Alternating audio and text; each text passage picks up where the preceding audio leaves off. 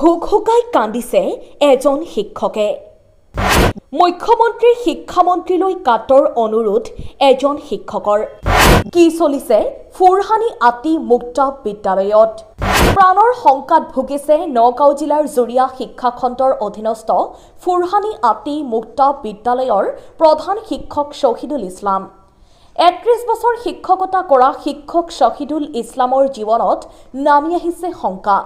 এইখন ফুৰহানি আতি মুক্ত বিদ্যালয়ৰ আলোকচিত্ৰ। বিদ্যালয় পৰিচালনা কমিটিৰ সভানেত্ৰী সাবিনা ইয়াসমিনৰ স্বামী সাজিবুৰ ৰহমান আৰু তেওঁ পৰিয়ালৰ হাতৰ মুঠিত সম্প্ৰতি ফুৰহানি আতি মুক্ত বিদ্যালয় 1951 চনত স্থাপিত ঐতিহ্যমণ্ডিত বিদ্যালয়খনৰ পৰিচালনা সমিতিৰ লগতে ৰান্ধনী আৰু অন্যান্য পদবীধাৰী সকলো আছে সাবিনা ইয়াসমিন আৰু সাজিবুৰ ৰহমানৰ পৰিয়ালৰ মাজত। সম্প্ৰতি মহা বিপদত পৰিছে উক্ত বিশ্ববিদ্যালয়ৰ প্ৰধান শিক্ষক শহীদুল ইছলাম। বিদ্যালয় পৰিচালনা সমিতিৰ সভানেত্ৰী আৰু তেওঁৰ স্বামীয়ে প্ৰতিটো চহীৰ বিনিময়ত প্ৰধান শিক্ষকৰ পৰা দাবী কৰি আহিছে 1000 পৰা 2000 টকা। দাবী কৰা মতে ধন আদায় নাপালে কোনো এটা কাৰ্য বিৱৰণী বহীত নকৰে চহী। দাবী কৰা মতে ধন নিদিলে প্ৰধান শিক্ষক শহীদুল ইছলামৰ বিৰুদ্ধে উত্থাপন কৰে নানান অভিযোগ আৰু মিথ্যা অপপ্ৰচাৰ। অলপতে বিদ্যালয়ৰ প্ৰধান শিক্ষক শহীদুল ইছলামৰ বিৰুদ্ধে একাংশ চেনেলত প্ৰকাশ পাইছে বাতৰি। এই বাতৰিবোৰ মিছা আৰু ভিত্তিহীন বুলি মন্তব্য কৰিছে বিদ্যালয়ৰ প্ৰধান শিক্ষক শহীদুল ইছলামে। Bureau report.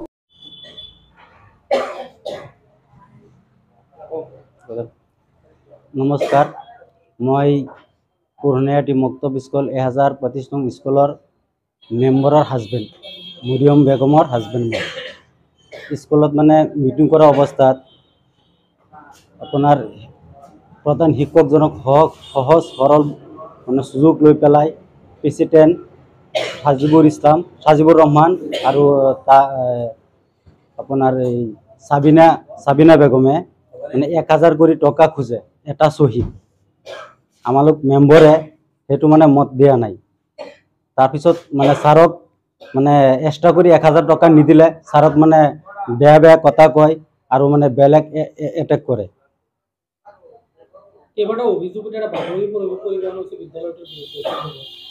মানে যেতিয়া মানে বাতৰি সিহঁতে কৰি আছিলে তেতিয়া আমি গৈছিলোঁ। মানে সিহঁতেতো ফেক বনাইছে। সিহঁতে আহি পেলাই আপোনাৰ সিহঁতৰ বাই ককাই আছে, আপোনাৰ এই শ্বহীদ যিজন আছে সিহঁতে কৈ আছে যে স্কুলত বেলেগ মানুহৰ কোনো কথা ক'ব নোৱাৰে, কিন্তু আমি স্কুলৰ মেম্বাৰ হয়। কিন্তু আমি এটা কথা কৈছিলোঁ, তাৰপিছত আমাক মাৰিবলৈ চেষ্টা কৰিছিলে সিহঁতে। আৰু আপোনাৰ সিহঁতৰ দোকানী যিটো আছে, এটা দোকান আছে, দোকানী এইটোৱে মানে নিউজটো লৈ আহিছিলে। দোকানী মানে দোকানটো এৰাৰ পিছত দোকানী মানে দোকানৰ দাম বেছি ধৰে। আমালোকে মেম্বৰে কৈছিলোঁ যে দোকানটো এৰি দিব লাগে। ছাৰে কৈ পেলাই এৰি দিছিলে দোকানটো। এৰি দিয়াৰ পিছত মানে সিহঁতে আপোনাৰ এই তাৰপিছত নিউজ লাভ লৈ আহি দোকানীটোৱে স্কুলত সোমাই গ'ল। স্কুলৰ চলা অৱস্থাত সিহঁতে এটেক কৰি আছে। আমি মানে গৈছিলোঁ স্কুলত এটা মিটিঙৰ, মানে আপোনাৰ স্কুলৰ যে এই ইউনিফৰ্ম আহিছিলে, ইউনিফৰ্মৰ মানে এটা মিটিং কৰিবলৈ। তাত গৈ পেলাই সিহঁতে মানে হুলস্থুল কৰি পেলাই মিটিংটো হ'বলৈ নিদিলে আৰু আমাক মাৰিবলৈ চেষ্টা কৰিলে সিহঁতৰ বাই ককাই। আৰু তাৰ এটা ককাই আছিলে, সেইটো মানে কৈছিলে যে স্কুলত আমাৰ দাদাই মাতি দিছে, আমাৰ কথা চলিব আৰু কাৰো কথা নচলে। স্কুল ইচ্ছা কৰিলে এতিয়া হাতুৰি দি ভাঙি দিম, কোনোবাই একো কৰিব নোৱাৰে। আৰু এইটো শ্বহীদ কৈছে মিথ্যা, এইটো মিছা, এইটো ফেক নিউজ বনাইছে সিহঁতে, চব মিছা।